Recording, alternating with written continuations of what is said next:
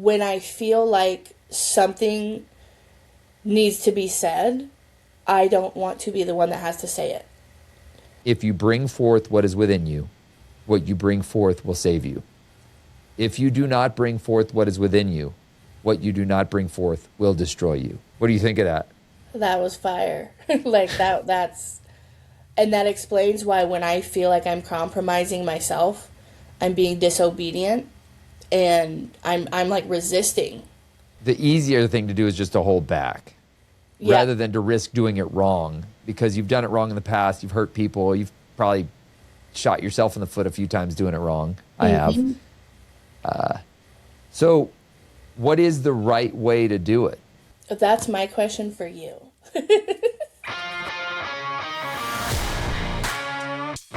Well, welcome to the podcast. This week I talked to Danica, a friend of mine, who she had an interesting question. She feels this desire to speak truth. She feels like she's got a calling to really speak out, speak clearly about what she sees. She's got a unique gift of discernment, and she's trying to figure out what to do with that because oftentimes it gets her in trouble. So we delved into this topic of what do you do when you've got a gift that kind of feels like a burden sometimes, kind of is something maybe you don't even like about yourself, but it's just something that comes so natural to you, but it also gets you in trouble. I could kind of relate. I've gotten in trouble a lot throughout my life for things I've said, but that's part of the calling. So I hope you enjoy this conversation. Maybe if you've got this feeling of maybe a calling, maybe a gift that you feel like is a burden, I think this will be really encouraging to you. Hope you enjoy it. Danica, how are you? Good. How are you doing? Good. Hey, I'm glad you contacted me with your question. It's a good one. So let's jump right into it. What did you want to talk about today? My question was, when you're facing a burden, how do you correct and or confront it? Especially when people come to me with hardships or problems, or I see things in real time. I question behaviors and stuff because I'm analyzing it against all of the knowledge I have on that. So I'm like, God, why are you showing me these things? Why does my brain operate like this? Why do I see the picture in full? So you feel like you see things other people can't see, and you're like trying to figure out what to do with that. Yeah. So what I think I hear, maybe I'm wrong, is you're feeling the weight of what is kind of traditionally called the fivefold calling, which is in Ephesians 4:11 through 13. Where Paul says, and he gave the apostles, the prophets, the evangelists, the shepherds, and the teachers to equip the saints for the work of ministry, for building up the body of Christ, until we all attain to the unity of faith and the knowledge of the Son of God, to mature, he says manhood, but I think it's generally maturity, to the measure of the stature of the fullness of Christ. So what I hear you saying, and I've heard this from other people who kind of have a call to maybe listen, we're all called to ministry, okay? But there's certain people that are called to vocational ministry. And I think the difference between that, some people are like, well, we're all missionaries. I get that. But there are also people who are vocational missionaries, where it's like their job, what they are paid to do is this. And what we've traditionally called people in ministry, in theory, they have this. Now, the reality is there are a lot of people in ministry who don't have one of these fivefold giftings of apostle. Apostles are kind of the entrepreneur types that build the church in unique ways. Prophets are the ones who call out sin and wrong things and always are kind of like trying to get things back on track, on the right line. Evangelists are the ones who bring everybody in. Shepherds, that's the traditional pastoral calling, where you're nurturing people, you're caring for them. In theory, pastors are that. And then there's the teachers. Do any of those five resonate with you that could fit with this idea of the burden of the calling? I think all of them in a sense, but more so the prophetic part of calling out what I'm seeing. Yeah. And then the shepherd part of wanting to protect people. Yep. I remember I think I was in my early 20s, my mom had said something to me. She said, because I've always had this personality conflict within myself where I'm like, I'm too much, or I'm too bold, or I'm too blunt. Yeah. It's really hard sometimes to distinguish what's your authentic self and what's your own selfish pride, where it's like you see it so clearly, and the desire to be right and show other people what you see clearly. Our motives can get really tricky sometimes. And that's where I get really nervous when people say, I'm speaking for God. I'm like, yeah. A lot of evil has been done in the name of speaking for God. So we have to be very careful with that. The second thing I had to realize is Yes, I'm gifted to see things maybe with a little more clarity than some people, a little more moral clarity. But that is a source. The burden of that is I don't get to blast people because that never changes anyone's mind. Right. The unsanctified, which sanctification is just becoming more like Christ, the unsanctified version of that is I'm just going to blast you and you got to take it as it comes because I'm telling the truth, and I drop the mic and I walk away. But that's not how Jesus rolled. The only people he did that with were the Pharisees. With pretty much everybody else, he did it in a gentle way. He told stories. You even see Samuel when he was going to confront David for David's sin. Remember when he sinned with Bathsheba? Mm-hmm. Samuel comes in and he tells this crazy story about a sheep. And if you've ever watched the VeggieTales version of it, it's a very palatable version of it. But and then he's like, "What would you do about that, David?" And David's like, "I'd go after that guy." And he's like, "Well, you're that man that did the thing to the sheep, stole the sheep." And he's like, so he did it in this really smooth way that helped people. And I think that's the loving. So every part of our gift has to be driven by love. Right. And that's the hard part, is because it's so true to you and so you're so driven by it, we often think, well, I am doing this in love. And sometimes you have to do things that aren't perceived as loving that really are loving, but you lose the battle if you don't keep the relationship. Right. And I think that's where the challenge is. And this is a big mistake a lot of people in ministry have made, is they feel this deep calling and desire to serve God, but they forget people are the point. Right. And if you can't do this in a way that truly brings people along on the journey and helps them, if you're just blasting them, which is a prophet's natural bent. That was me. I was me in my 20s. I remember telling my dad one time, I was like, "Dad, I want to live so pure and righteous so I can call out other people in their sin." And my dad looked at me and he goes, "Let me know how that works out for you." So that's where my whole life, even as like a young teenager, I've always been very raw, like, ugh. And I had to learn not to be so aggressive, like aggressive. And so the last few years of my life, I've been very quiet and timid and like shy to it. And so that's where I'm like, I don't want to say the thing I feel called to say because it feels uncomfortable. And I'm more afraid of it sounding hurtful or not being able to relay it right or not being able to lead well or speak well. And so I just don't do it at all, which then I feel like I'm being disobedient. So back to this idea of calling. What I hear is you've clearly got a calling, and it may be a vocational calling to ministry. As somebody who kind of walked out myself, here's my pro tip to you is all this is preparation right now. And I did a lot of damage jumping right into ministry without having learned to temper my prophetic nature. I would just go after people and be like, well, you just got to take it. And I came to realize that if you're being prophetic and it's just driving people away, you're not doing your job correctly. So we have this burden of figuring out, especially if you're going to be in ministry, how do you call out what you see as truth, which, to be honest, we can get that wrong sometimes too. Right. Sometimes I get it wrong, and I get it real wrong when I do.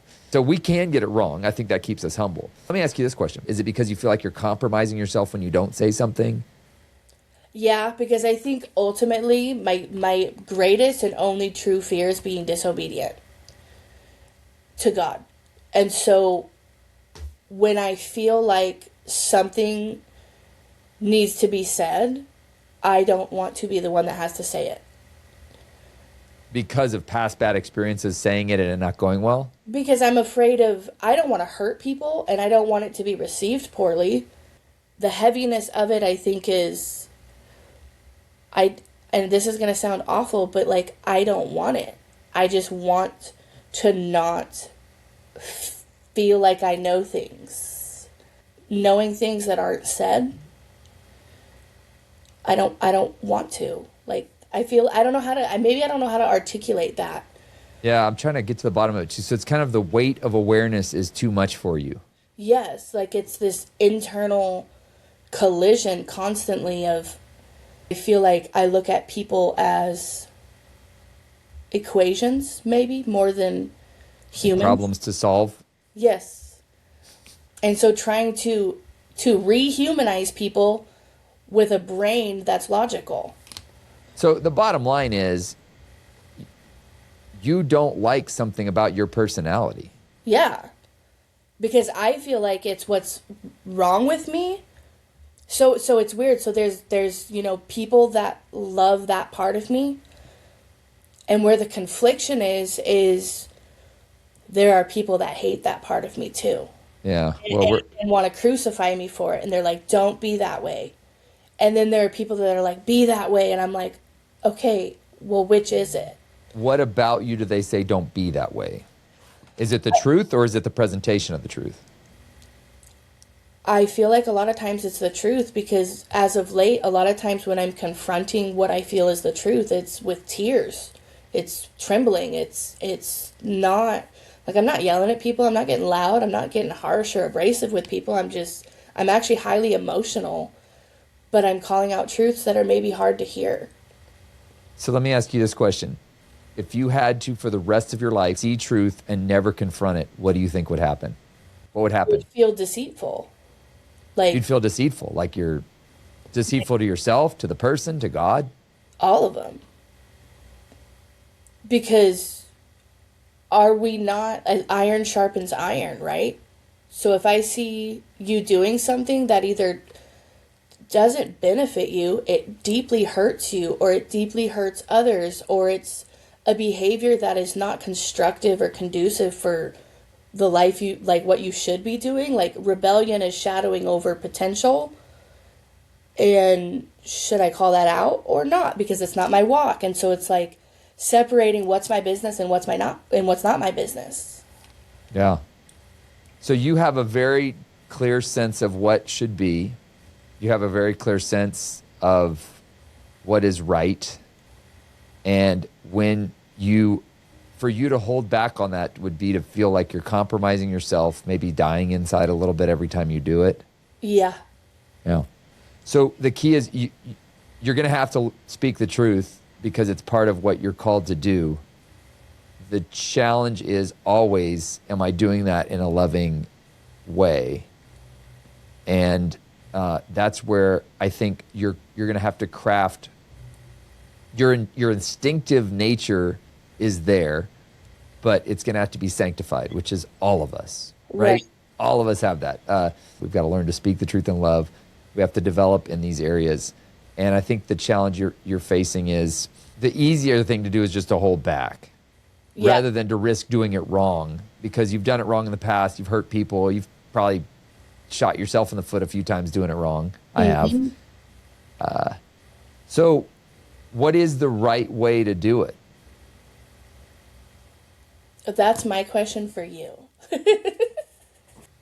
I only feel called to share it. What you do with it, that's between you and God.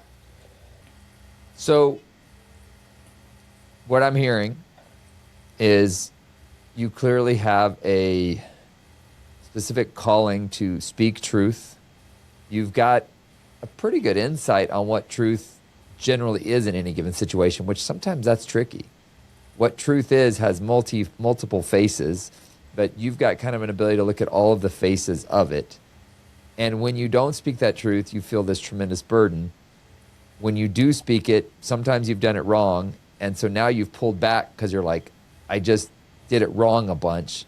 But now, how do I navigate this? Because I don't want to do it wrong, but I also know I need to be speaking truth. So that's the essence of what this call is. Is that accurate? Yeah. So what do you think you need to do with it? Is there an outlet you need to find for sharing truth in a way that's palatable? Or is it going to be more relational for you? So for what I found for me is like writing is the way that I process what I'm thinking and I present it to people, and sometimes you tick people off, sometimes you don't. I also do the coaching.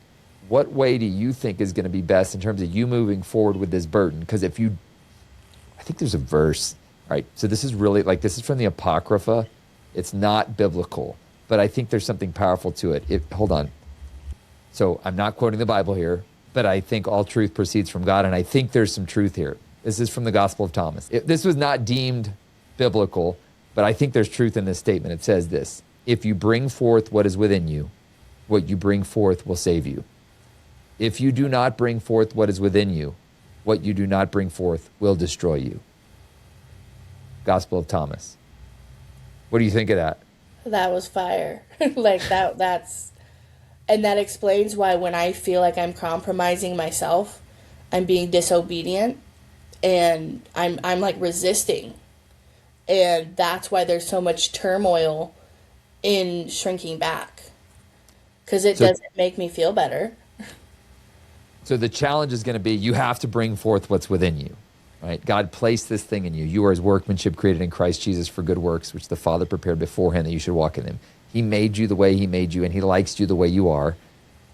Well, he likes the way he made you. He wants you to become the fullness of what you could be, walking in the Holy Spirit guiding you, right, and walking in that strength.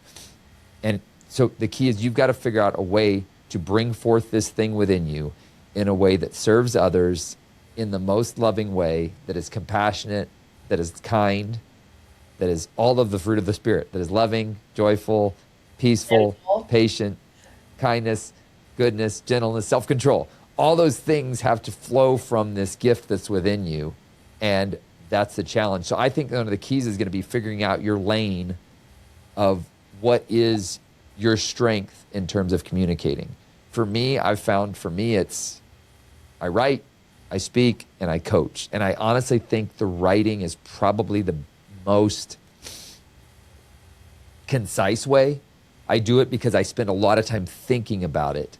When I speak, I may not say it exactly right, and sometimes you have to repeat, but when it's written, it's really razor sharp and you can narrow it down. So that's what I found for me, is that the calling to speak truth has become writing for me. What do you think is a good fit for you? You seem like a lot of people are looking for interpersonal connection with you, like in a counseling or a coaching type environment. So writing has always been my go-to. So I agree with that. Like I am able to articulate the best when I'm writing because I'm able to refine it in real time. Yeah. Without having to like just spout it off the top of my head. Like I can really sit with it. So I loved writing, and I feel like I best convey myself in my writing.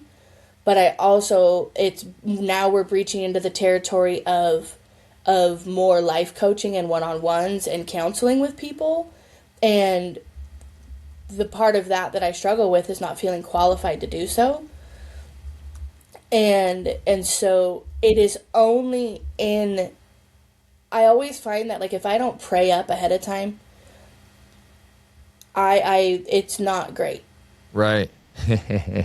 But when I go, and there are a lot of times where I say things that I'm like, where'd that come from? And it wasn't a thought in my head before it came out of my mouth. Yeah. And so I'm like, oh. And it's usually in those things where I haven't thought about it. I haven't tried to dissect it, that I see breakthrough the most. And the most of those aha moments. And that's where I feel like that's the Holy Spirit coming out of me. That is not me. So this is not me.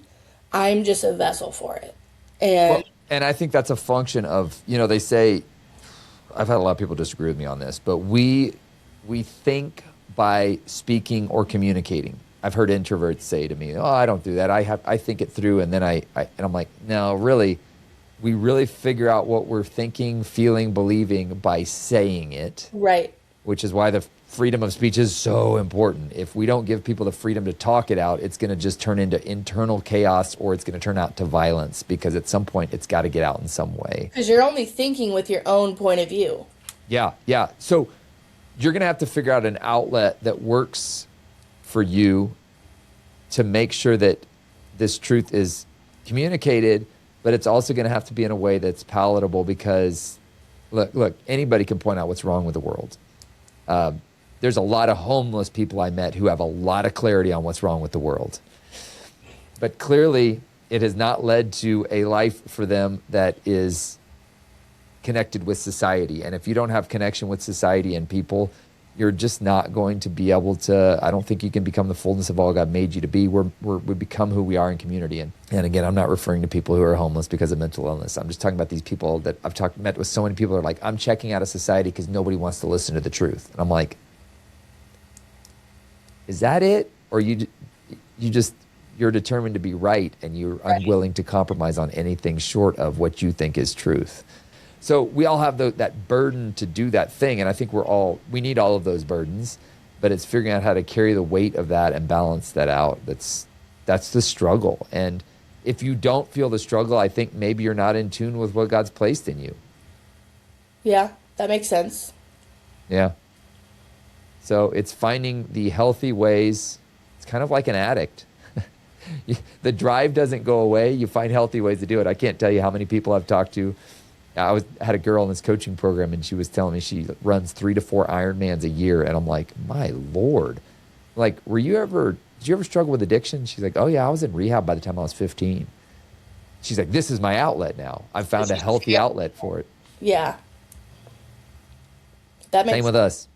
So even, I mean, what I'm hearing maybe is I don't always need to address in a one-on-one situation or even super personally. I don't have to do that. That doesn't mean I need to go have a one-on-one conversation or confront it specifically. I just need to get it out. And the platform in which I do that doesn't necessarily have to be within an interpersonal relationship.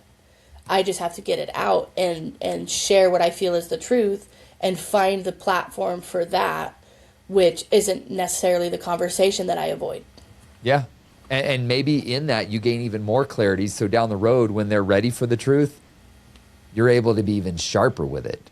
That makes sense. But you're detached from the emotion of it, because you're like, I've already worked this. That's the way it is for writing with me. I had a situation yesterday that just ticked me off. I sat down and wrote about it, and afterwards I'm like, that was dumb. But at least I thought through it, and I felt like nothing had been resolved, other than in my own mind it had been resolved. Right. And I'm like, okay. And now if a opportunity comes for me to present this truth, and it may come in a message later on down the road where I'm like, oh, I remember when this happened. This ties in right with this Bible verse. That's where it becomes the gift, when you've taken the time to wrestle through it, wrestle through that burden you feel, and find a healthy outlet for it. That makes sense. Because then that gives me time to sit with God and let him work things out of me as I write.